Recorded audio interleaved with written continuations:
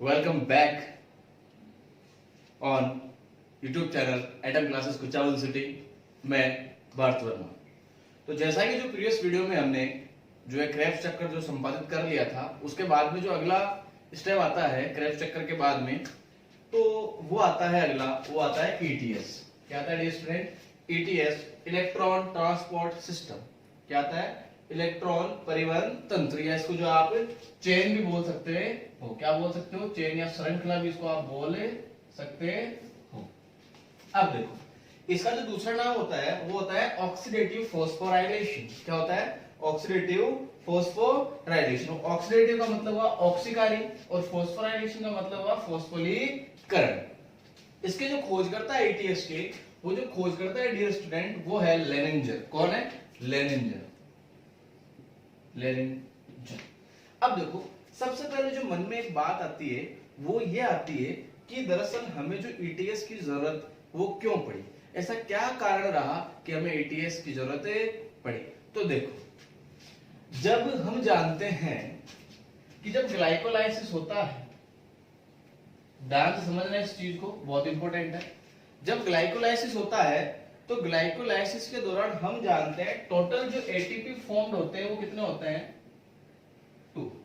केवल देखो, यहाँ पे मैं केवल एटीपी के रेफरेंस में बात कर रहा हूं। यहाँ पे जो है मैं रिडक्टेज एंजाइम जो है NADPH2, FADPH2 या GTP, उनकी चर्चा नहीं कर रहा हूं। ये आप ध्यान रखना, मैं केवल जो बात कर रहा हूं वो बात कर रहा हूं एटीपी के रेफरेंस में, एटीपी के संदर्भ में। तो वहां पे जो है जो कुल जो लाभ हो रहा था वो 2 ही तो हो रहा था। अब बात करते हैं यहाँ पे अपन क्रेब्स साइकिल की।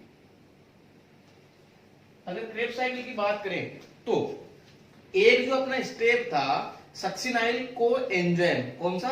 सक्सिनाइल को एंजाइम जो है क्या बनाता है? सक्सिनेट बनाता है। क्या बनाता है? सक्सिनेट। तो उस दौरान क्या हुआ था? उस दौरान सबस्ट्रेट लेवल फॉस्फोराइलेशन होता है। क्या होता है? Substrate level phosphorylation. और उस दौरान क्या होता है? जो एडीपी होता है, एडीपी प्लस आईपी, ये जुड़ के क्या बनाते हैं? एटीपी बनाते हैं। कितने? एक एटीपी। हम जानते हैं क्रेब्स साइकिल जो है वो पायरुविक एसिड के 2 मॉलिक्यूल से 2 बार क्या होता है?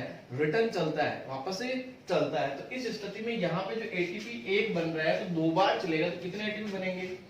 2 एटीपी बनेंगे। तो यहाँ पे टोटल जो हमारे पास में एटीपी बन रहे हैं वो कितने बन रहे हैं? 4 बन रहे हैं। अब देखना यहाँ पे ये है कि ईटीएस की जरूरत क्यों पड़ी, क्योंकि वहां पे बहुत सारे क्या बन रहे हैं, जैसे NADPH2 बन रहा है, वहां पे FADH2 बन रहा है, GTP बन रहा है।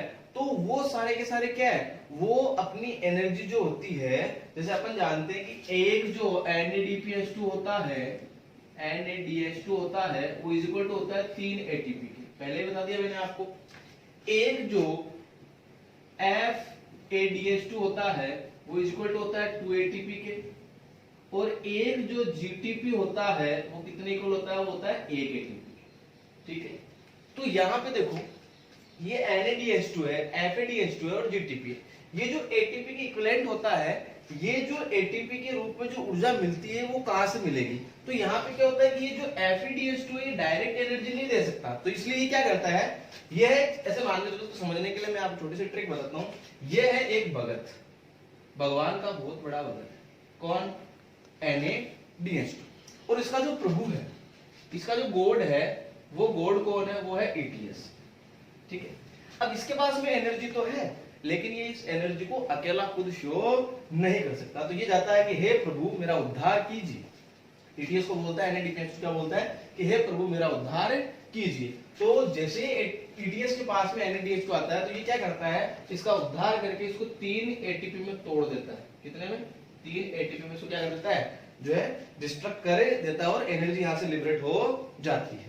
ऐसे ही FADPH2 जाता है और ऐसे ही GTP जाता है। तो यहाँ पे जो है ये अपने अपने जो एटीपी बनाते रहते हैं, एनर्जी बनाते रहते हैं। तो इसीलिए जो हमें एनर्जी की फॉर्म में जो एटीपी गेन करने हैं, इसके लिए हमें किसकी जरूरत पड़ती है? इसके लिए हमें ETS की जरूरत पड़ती है। अब देखो, ETS जो है ये क्या कि अकेला जो है ETS, जैसे केवल ETS की बात करूं, मैं केवल ETS टर्म की बात करूं, तो इसके अंदर बहुत सारे क्या कॉम्प्लेक्स संकुल है, वो सारे के सारे मिलकर क्या करते हैं? ये संपूर्ण जो प्रक्रिया होती है उसको संपादित करते हैं। अब यहाँ पे बात की जाती है संकुल की, तो सबसे पहले आता है कि ETS संपादित कहाँ होता है? तो ये जो है माइटोकॉन्ड्रिया जो आंतरिक झिल्ली, जिसे हम क्या बोलते हैं, जिसे हम क्रिस्टी बोलते हैं, क्या बोलते हैं, क्रिस्टी,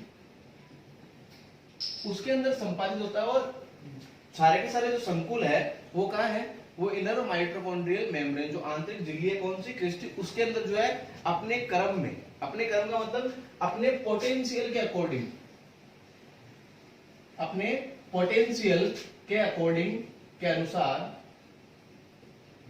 व्यवस्थित रहते हैं। ठीक है, मतलब नेगेटिव, जिसकी नेगेटिव वैल्यू है, किसी की पॉजिटिव वैल्यू, हम जानते हैं कि जो रिडक्टिव जो पोटेंशियल होता है या जो हायर पोटेंशियल होता है, उसके अकॉर्डिंग जितने भी जो कॉम्प्लेक्सेस होते हैं, जितने भी जो एलिमेंट्स होते हैं, उनको क्या करते हैं, केमिस्ट्री में ऐसा होता है, उनको जो है उनके जो है रिएक्टिविटी जो सीरीज होती है उसके अनुसार उनको क्या करते हैं, उनको अरेंज करते हैं। तो यहाँ पे भी ऐसे ही है। तो यहाँ पे अपन देखते हैं, तो सबसे पहले बात करते हैं संकुल की। तो पहला संकुल जो आता है यहाँ पे, वो आता है कौन सा, वो आता है संकुल फर्स्ट। और संकुल फर्स्ट का जो ईटीएस के घटक होते हैं इसके, वो कौन कौन से होते हैं, वो होता है FMN। कौन होता है, FMN, फ्लेविन मोनोन्यूक्लियोटाइड। कौन होता है, फ्लेविन मोनोन्यूक्लियोटाइड। दूसरा होता है NADH2। कौन सा होता है, NADH2, nucleotide, adenine dinucleotide dihydrogen. तो एक हो गया अपने कौन सा, FMN, और एक हो गया NADH2 डिहाइड्रोजिनेज। कौन सा हो गया, NADH2 डिहाइड्रोजिनेज, के संकुल फर्स्ट में आएगा, ध्यान रखना। अब अगर इस ईटीएस के घटक को संदर्भित करना है, संदर्भित का मतलब होता है इनहिबिट करना है। क्या करना है, इनहिबिट करना है। तो यहाँ पे इनहिबिटर के रूप में कौन काम में आएगा, तो आता है रेटिनोन या एमाइटर। कौन आता है, रेटिनोन या एमाइटर। यहां से कई बार क्वेश्चन पूछा गया है कि जो NADH2 डिहाइड्रोजिनेज है या जो FMN है, इसको अगर संदर्भित करना है तो इसके लिए जो इनहिबिटर प्रयुक्त होगा वो कौन सा होगा, रेटिनोन या एमाइटर। अब बात करते हैं संकुल सेकंड की। तो संकुल सेकंड में जो आता है वो आता है FADH2 जो है डिहाइड्रोजिनेज है, इसका कोई भी संदर्भक नहीं होता है, मतलब कोई भी इनहिबिटर नहीं होता है। बात करते हैं अपन थर्ड संकुल की। तो थर्ड संकुल की बात की जाए तो यहाँ पे थर्ड संकुल में जो है वह साइटोक्रोम B6। कौन सा है, साइटोक्रोम B6 और साइटोक्रोम C1। ध्यान रखना, ये जो है इंपॉर्टेंट है। और इसका जो संदर्भक होता है वो होता है एंटीमाइसिन। क्या होता है, एंटीमाइसिन। अब देखते हैं हम संकुल फोर्थ को। संकुल फोर्थ में जो ईटीएस के घटक होते हैं वो होते हैं साइटोक्रोम A, साइटोक्रोम A3 और साथ में जो दो कॉपर सेंटर। और इसका जो संदर्भक होता है इनहिबिटर, वो होता है अपने साइनाइड और CO। कौन होता है, साइनाइड और CO। अब बात करते हैं अपन संकुल फिफ्थ की। तो संकुल फिफ्थ की बात की जाए तो यहाँ पे जो ईटीएस का घटक होता है वो होता है एटीपी सिंथेटेज। एटीपी सिंथेटेज जो होता है, ये एटीपी का प्रोडक्शन करने के लिए एंजाइम होता है, जिसे हम दूसरे नाम एटीपेज से भी जानते हैं। किससे, एटीपेज से। इसका कोई भी संदर्भक नहीं होता है। तो ये था ईटीएस। अब ईटीएस के अंदर जो पोटेंशियल जो होता है उसके अनुसार जो जितने भी जो फॉस्फोराइलेशन होता है, साथ में जो एटीपी का फॉर्मेशन होता है विभिन्न प्रकार के संकुलों द्वारा और इनके घटकों द्वारा, तो वो हम देखेंगे वो क्या करते हैं। तो ईटीएस के अंदर क्या है कि जो माइटोकॉन्ड्रिया होता है उसकी स्ट्रक्चर को पहले अपन देखते हैं। तो ये रही माइटोकॉन्ड्रिया की स्ट्रक्चर। ठीक है,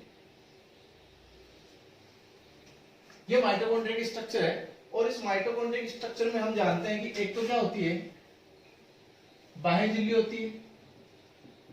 क्या होती है, बाह्य झिल्ली, जिसे हम बोलते हैं क्या, आउटर मेम्ब्रेन। एक होती है यहाँ पे अंदर वाली जो है वो होती है अंतः झिल्ली। क्या होती है, अंतः झिल्ली, जिसे हम बोलते हैं इनर मेम्ब्रेन या इनर माइटोकॉन्ड्रियल मेम्ब्रेन। और ये दोनों जो झिल्लियां होती है इनके मध्य होता है एक गैप, एक अवकाश होता है, जिसे बोलते हैं PMS, पेरी माइटोकॉन्ड्रियल स्पेस। क्या बोलते हैं, पेरी माइटोकॉन्ड्रियल स्पेस। ये दोनों की झिल्लियों के मध्य क्या होता है, अवकाश। और अंदर की तरफ जो आपको फोल्ड दिख रहे हैं इसको बोलते हैं क्या, क्रिस्टी। क्या बोलते हैं, क्रिस्टी। तो अभी देखना अपन क्या करते हैं, यहां से जो बाह्य झिल्ली है PMS है और जो अंतः झिल्ली है, और यहाँ पे क्या है, मैट्रिक्स। क्या है, मैट्रिक्स, आधात्री। तो इसको अपन देखते हैं यहाँ पे। इसका इतना सा सेक्शन ले अपन और इस सेक्शन को देखें जूम करके कि इस सेक्शन के अंदर यहाँ पे क्या क्या है, किस प्रकार से जो ये अरेंज है, तो उसको अपन एक बार देखते हैं। देखना इधर की तरफ जो है यहां पे ये अपनी आउटर मेम्ब्रेन। क्या है, आउटर मेम्ब्रेन। आउटर मेम्ब्रेन और इधर जो है अपनी वो है इनर मेम्ब्रेन, अंतः झिल्ली, ये है इनर माइटोकॉन्ड्रियल मेम्ब्रेन। इन दोनों के मध्य मैंने आपको क्या बताया था, PMS, पेरीमाइटोकॉन्ड्रियल स्पेस। और यहाँ पे क्या है, जैसे माइटोकॉन्ड्रिया है कोशिका के अंदर, तो उसके बाहर वाला भाग क्या होगा, कोशिका द्रव होगा, जिसको अपन बोलते हैं साइटोप्लाज्म। इसीलिए जो आउटर मेम्ब्रेन बाह्य झिल्ली होती है, उसके इधर वाला भाग जो होता है, इसको बोलते हैं सी साइड। ये जो सी लिया हुआ है, ये साइटोप्लाज्म से लिया हुआ है, इसको बोलते हैं सी साइड। आउटर मेम्ब्रेन हो गया, अवकाश हो गया, और साथ में क्या हो गया, inner mitochondrial membrane. Inner mitochondrial membrane के बाद में जो मैंने आपको बताया था, वो बताया था मैट्रिक्स। क्या बताया था, मैट्रिक्स, या इसे क्या बोलते हैं, आधार। तो मैट्रिक्स जो है एम से स्टार्ट हो रहा है, इसलिए ये वाला जो भाग होता है, इसको बोलते हैं एम साइड। क्या बोलते हैं, एम साइड।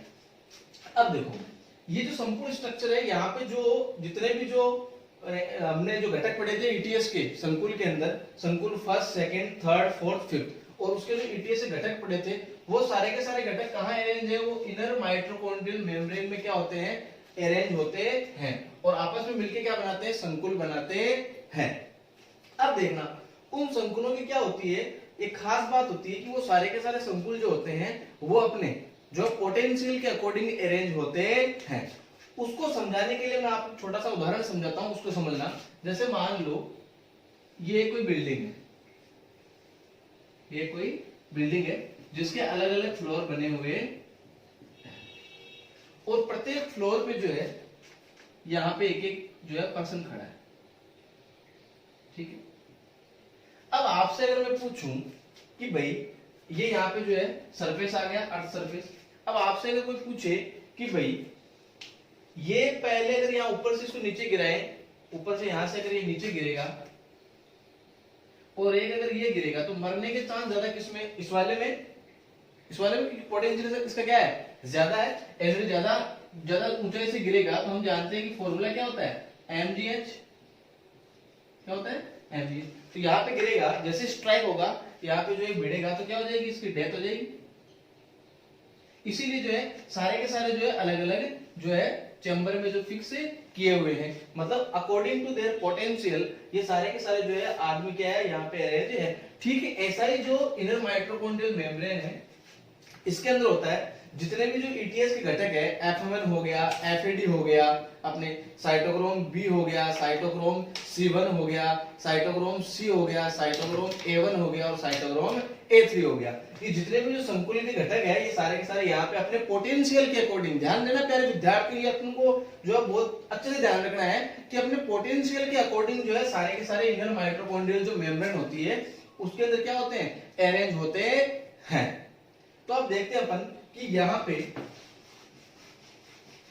जो संकुल है वो कौन कौन से हैं और क्या करते हैं वो।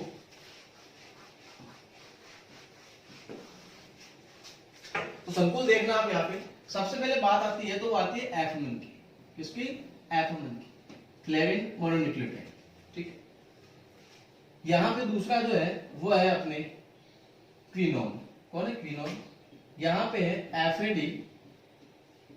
अब इन सब के साथ में कौन है, आयरन सल्फर। ये ध्यान देना, यहाँ पे सबके साथ में कौन है, इलेक्ट्रॉन एक्सेप्टर। याद करो, हमने जो है पीएस फर्स्ट और पीएस सेकंड के अंदर जो इलेक्ट्रॉन ग्राही पढ़े थे, वो पढ़ा था हमने, जो है पीएस फर्स्ट का प्रथम इलेक्ट्रॉन ग्राही कौन था, आयरन सल्फर कॉम्प्लेक्स, वहां पे पढ़ा था। तो इन सब के साथ में कौन है, एफएस, आयरन सल्फर कॉम्प्लेक्स होता है।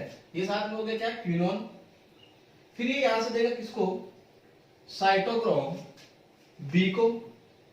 यहाँ पे जो है एक आएगा साइटोक्रोम सी। ये जो होता है, ये होता है इलेक्ट्रॉन वाहक, इलेक्ट्रॉन वेक्टर इसको बोल सकते हैं, या वाहक बोल सकते हैं। मोबाइल इलेक्ट्रॉन मोबाइल करियर होता है ये ट्रांसफर करने के लिए।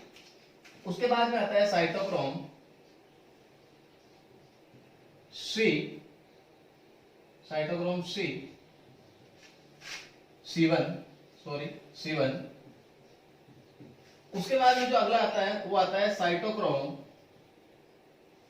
बी हो गया, साइटोक्रोम सी, साइटोक्रोम C1 हो गया। साइटोक्रोम उसके बाद में आएगा अगला जो अपना, वो आएगा साइटोक्रोम ए। उसके बाद में जो अगला आएगा वो आएगा साइटोक्रोम A3। तो यहां पे देखना ये सारे के सारे क्या है, इलेक्ट्रॉन जो संकुल है कॉम्प्लेक्स है ETS के। तो ये हो गया प्रथम संकुल, प्रथम। ये वाला जो है, ये वाला हो गया संकुल सेकंड। यहां पे ये यहां से लेके यहां तक, यहां से लेके यहां तक, मतलब ये वाला जो है ये संकुल थर्ड, ये इलेक्ट्रॉन कैरियर हो गया। ये हो गया अपना संकुल थर्ड, यहाँ पूरा का पूरा ये भी इसके साथ में इंक्लूड है, ध्यान देना ये सारा का सारा इसके साथ इंक्लूड। और लास्ट में जो ये बचा है ये हो गया संकुल अपना फोर्थ। ठीक, ये जो होता है साइटोक्रोम ए। ठीक है, ये क्या है, ये जो साइटोक्रोम ए है इसके साथ में है भाई क्या, ये जो है आयरन इसके साथ में होता है, इसके साथ में जो इसके साथ अन्य जो होता है वो होता है, जैसे दूसरे जो होते हैं, मतलब क्या होता है कि जब ETS चलता है तो इस दौरान क्या होता है, बहुत सारे ऐसे इनहिबिटिंग संदमक जो मैंने बताए थे वो क्या कर सकते हैं, अगर एंटर कर जाए, साइनाइड एंटर कर जाए, यहाँ पे हाइड्रोजन सल्फाइड एंटर कर जाए, तो ये सारे क्या होते हैं, इसको इनहिबिट कर देते हैं। क्या कर देते हैं, इनहिबिट कर देते हैं। संपूर्ण जो ETS होता है वो एक साथ क्या हो जाएगा, कोलैप्स हो जाएगा। ठीक है, तो उससे क्या हो सकती है, आदमी की डाई हो सकती है, आदमी मरे सकता है। तो यहाँ पे जितने भी जो संकुल मैंने आपको बनाए, यहाँ पे जो प्रोटॉन है और साथ में जो इलेक्ट्रॉन है वो क्या करते हैं, मूव करते रहते हैं। और ये सारे के सारे जो है ये कैसे दर्शाए गए, नेगेटिव टू पॉजिटिव वैल्यू, मतलब यहाँ पे जगह पोटेंशियल आएंगे, फिर धीरे धीरे जैसे जैसे इधर चलेंगे, इनका पोटेंशियल जो होता है, इनका जो पोटेंशियल होता है वो क्या हो जाता है, कम होता रहता है। ये हाई पोटेंशियल यहाँ पे। और लास्ट में जाते बाद में A3 के बाद में जो आएगा वो आएगा लास्ट इलेक्ट्रॉन एक्सेप्टर, वो आएगा ऑक्सीजन। कौन आएगा, ऑक्सीजन। तो अब देखते हैं कि किस प्रकार से जो है ETS संपादित होता है।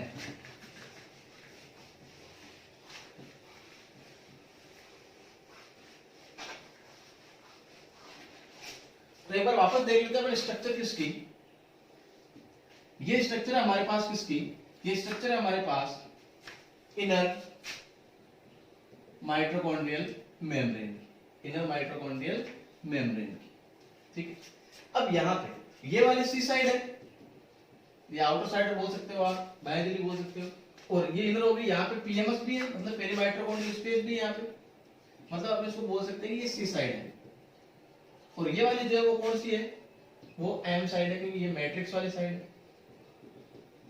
ठीक है, अब देखना, अब बात करते हैं रिड्यूस्ड एंजाइम जो है, जैसे NADPH2 है, ये सारे के सारे जो FADPH2 है, जो GTP है, वो किस प्रकार से यहाँ पे जो है वो ATP का फॉर्मेशन करेंगे। तो यहाँ पे अपन को समझना पड़ेगा केमियो ऑस्मोटिक थ्योरी, मतलब तो रसायन प्रासंगिक जो सिद्धांत है जो पीटर मिशेल ने दिया था, वो मिशेल वाला जो केमियो ऑस्मोटिक थ्योरी, उसको अपन को समझना पड़ेगा, रसायन प्रासंगिक सिद्धांत को समझना पड़ेगा, क्योंकि वही सिद्धांत क्या करता है, बताता है कि ATP का प्रोडक्शन या फॉर्मेशन कैसे होता है। तो समझ रहे इस बात को। तो यहाँ पे सबसे पहले जो संकुल प्रथम है उसमें मैंने आपको बताया था FMN, क्या बताया था, FMN, फ्लेविन मोनोन्यूक्लियोटाइड। ये यहाँ पे व्यवस्थित है। सबसे पहले क्या होगा, NADPH2 आएगा, NADPH2 आएगा, NADH2।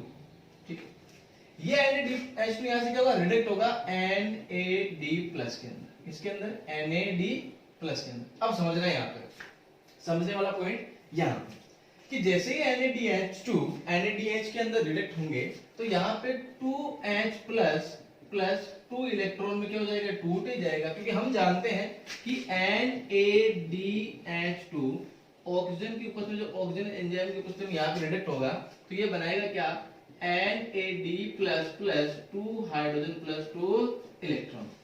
ये तो यहाँ पे ये रहा, ये तो यहाँ पे सीधा सीधा पड़ा है। लेकिन ये जो हाइड्रोजन, जो प्रोटॉन बने हैं, यहाँ पर इलेक्ट्रॉन बने हैं, इनका क्या होगा वो अपन को समझना है। तो देखना, जैसे यहाँ पे 2 प्रोटॉन बने हैं, ये दोनों प्रोटॉन क्या करेगा, सबसे पहले कौन ले लेगा, इन प्रोटॉन को ले लेगा कौन, FMN। और FMN जैसे ही लेगा तो ये क्या बना देगा, यहाँ से FMNH2, क्या बना देगा, FMNH2 बना देगा। फिर वापस क्या हो जाएगा, इसके अंदर रिडक्ट हो जाएगा। अब इसी दौरान क्या होगा कि जो Fe+3 जो है फेरिक स्टेट है, ये बदल जाएगा किसके अंदर, Fe+ 2 के अंदर, और ये चलता रहेगा। मतलब प्रोटॉन के साथ साथ में इलेक्ट्रॉन भी तो क्या हो रहा है यहाँ पे, मूव आउट कर रहा है ना। तो हम जानते हैं कि जो FeS जो आयरन सल्फर कॉम्प्लेक्स होता है FeS, ये क्या होता है, इलेक्ट्रॉन ग्राही होता है। तो इलेक्ट्रॉन को जैसे ही ग्रहण करेगा यहाँ से इसकी तरफ जो इलेक्ट्रॉन ट्रांसफर होगा, तो ये फेरिक स्टेट से फेरस स्टेट में चला जाएगा। अब देखना, और ये F क्या करेगा, यहाँ से जो प्रोटॉन इसमें लिए इसको क्या कर देगा, पेरी माइटोकॉन्ड्रियल स्पेस जो होता है उसकी तरफ क्या कर देगा, पंप कर देगा। जैसे इधर पंप करेगा तो नेक्स्ट जो होता है वो ये इलेक्ट्रॉन कहां चला जाएगा, वो चला जाएगा किसके पास में, यूबिक्विनोन के पास में। यूबिक्विनोन क्या बना देगा यहाँ से, UQ। ठीक है, अभी समझना, बाद में बताएं UqS2 क्या होता है, बाद में देखेंगे। यहाँ पे बना देगा। अब इस दौरान क्या होगा वो समझना आपको। इस दौरान क्या होगा, इस दौरान यहाँ पे जो पंप इधर आ गया, ये पंप से जो प्रोटॉन पंप से जो प्रोटॉन इधर आ गया, तो यहाँ पे क्या पोटेंशियल डिफरेंस जो है, यहाँ मैं कहूँ कि जो विभव प्रवणता है वो क्या हो गई, जो पोटेंशियल ग्रेडियंट है वो क्या हो गया, इम्बैलेंस हो गया, असंतुलित हो गया। क्योंकि यहाँ वाला प्रोटॉन इधर आ गया, समझना। तो यहाँ पे प्रोटॉन नहीं है, और प्रोटॉन किधर आ गया, इधर आ गया। तो जैसे ही प्रोटॉन इधर आया तो यहाँ पे प्रोटॉन क्या हो गए, इम्बैलेंस हो गए। तो इन प्रोटॉन को वापस इधर लेके आना पड़ेगा, इधर लेके आना पड़ेगा। तो हम जानते हैं एक चीज अच्छे से, क्या, कि जो माइटोकॉन्ड्रिया की जो क्रिस्टी होती है, जो बाहर संरचनाएं होती है, यहाँ पे कुछ संरचनाएं पाए जाते, छोटे छोटे कण पाए जाते हैं इस प्रकार से,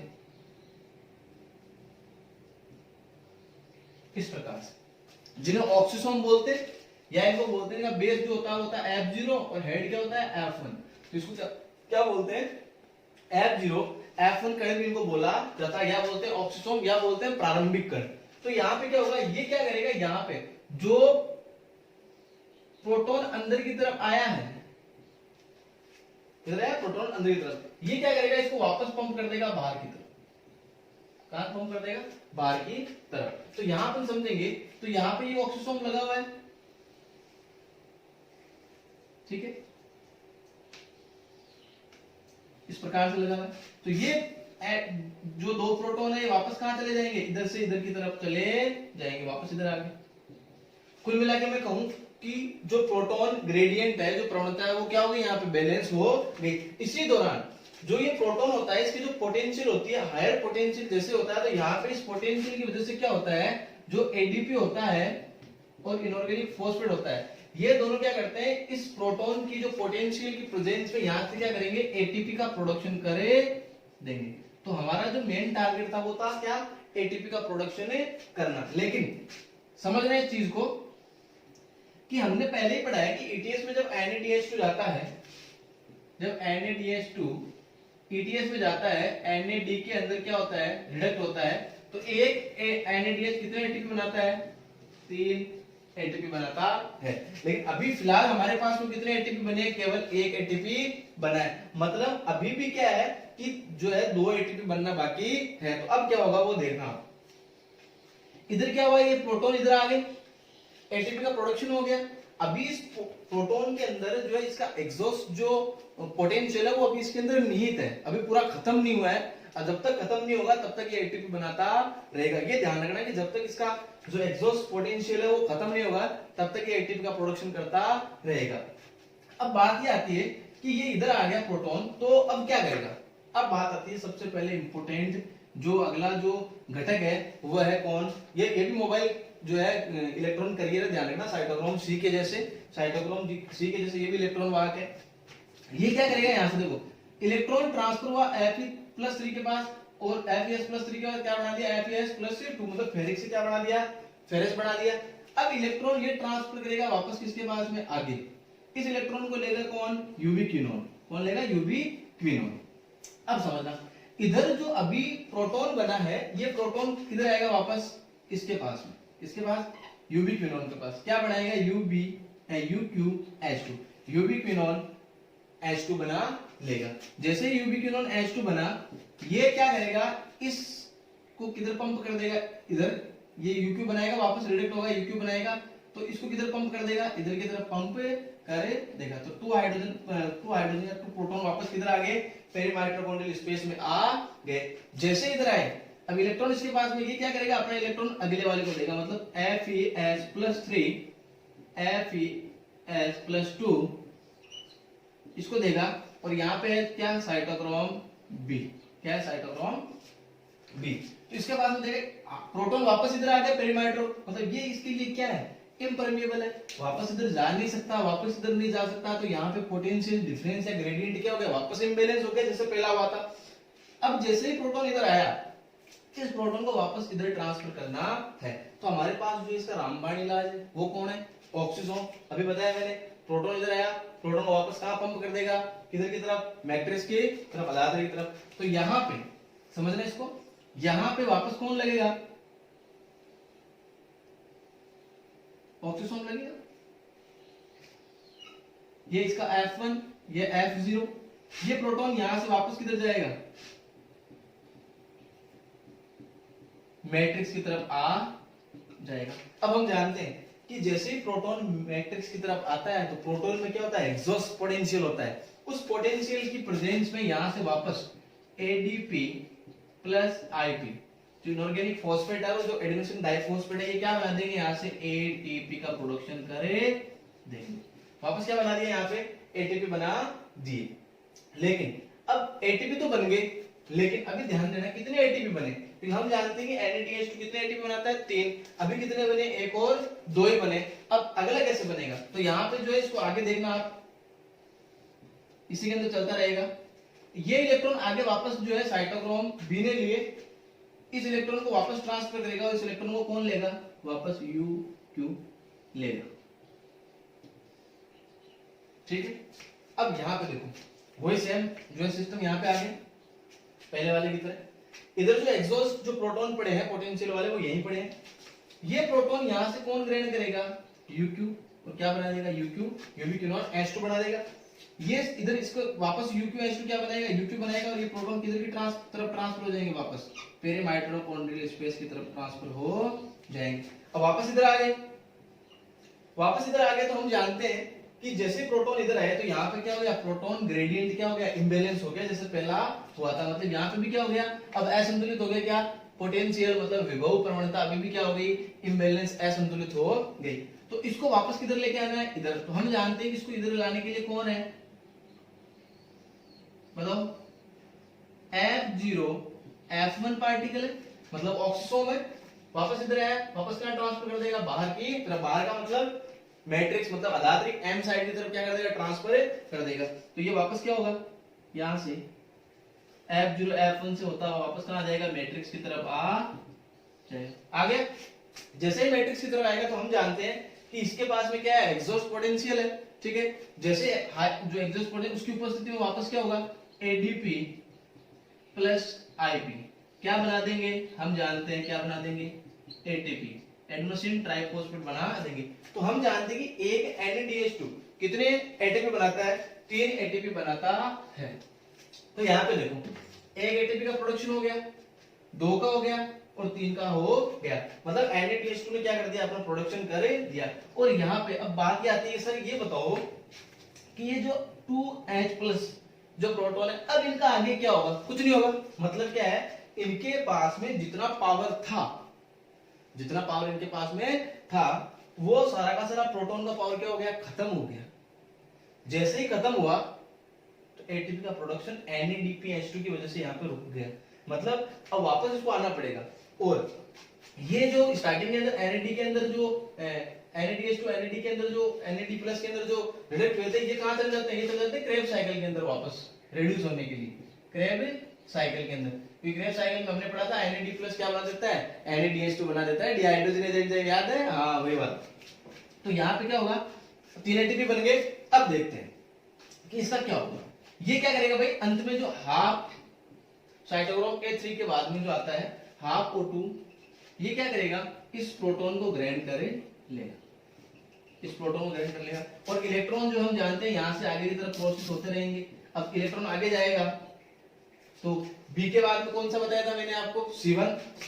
तो FeS+3 Fe+2S, और यहाँ पे साइटोक्रोम C1। C1 से आगे कहा जाएगा, C1 से आगे जाएगा, C1 से C की तरफ। अब बीच में यहाँ पे पहले जो है C आएगा, कि मोबाइल कैरियर वही है, मोबाइल कैरियर के पास आएगा, फिर जाएगा C1 के पास। C1 से इलेक्ट्रॉन कहां जाएगा, साइटोक्रोम ए के पास इलेक्ट्रॉन जा रहा है, इलेक्ट्रॉन मूव कर रहा है, ये इलेक्ट्रॉन आगे कहां जाएगा, साइटोक्रोम A3 के पास, A3 के पास जाने से क्या होगा, यहाँ पे जैसे A3 के पास में जाएगा, ये लास्ट में इलेक्ट्रॉन कहां चला जाएगा, हाफ O2 के पास में।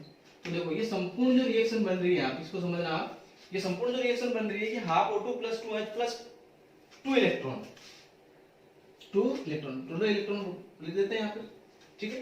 तो ये संपूर्ण रिएक्शन जो है ये क्या बना देगी, ओवरऑल यहाँ पे हाइड्रोजन ने ऑक्सीजन मतलब H2 बना देगी। सबसे अंतिम रिएक्शन है, इसलिए इसको बोलते हैं टर्मिनल रिएक्शन।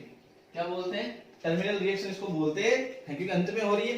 अब देखो यहाँ पे इंपॉर्टेंट चीज ये आती है कि सर मान लो कि अगला जो रिडक्टेंट एंजाइम से FADH2 ये आ गया, तो ये कहां से एंट्री करेगा, सबसे पहले ये कहां से एंट्री करेगा, ध्यान देना। अगर ये यहां से एंट्री करता है तो पहली बात तो मैंने आपको जो बताई थी कि हर एक जो ETS का जो घटक होता है संकुल के अंदर, उसकी फिक्स क्या होती है, पोटेंशियल होती है, और वो पोटेंशियल के हिसाब से क्या करता है, मैचिंग करता है, वहां पे एंटर होता है। तो इस FADH2 की जो मैचिंग होती है कहां से एंटर करेगा, तो इसकी मैचिंग होती है कहां पे, यहाँ पे NADH2 जस्ट अगला वाला स्टेप है UQH2, यहाँ पे इसकी एंट्री होती है। तो जैसे ही यहाँ पे इसकी एंट्री होगी FADH2 की, तो ये अपन को पता है कि ये किसे बदल जाएगा, ये बदल जाएगा FAD+ के अंदर। FAD+ के अंदर बदलेगा तो इसका प्रोटॉन इसने भी निकाल दिए 2, वो इधर आएंगे, फिर इसको ऑक्सीजन इधर लेके आएगा, ATP फॉर्म कर देगा, अगला स्टेप चलेगा और यहाँ पे क्या हो जाएगा, ATP फॉर्म। तो एक FAD कितने ATP बना रहा है, कितने बना रहा है, 2 ATP बना रहा है, मतलब ETS में ये क्लियर हो गया, कितने ATP बना रहा है, 2 ATP बना रहा है। तो ये संपूर्ण था हमारा क्या, ETS। अगर आपको ETS संबंधित किसी भी प्रकार का कोई भी क्वेश्चन हो तो आप कमेंट बॉक्स में कमेंट करके आसानी से पूछ सकते हैं, ठीक है। Thank you.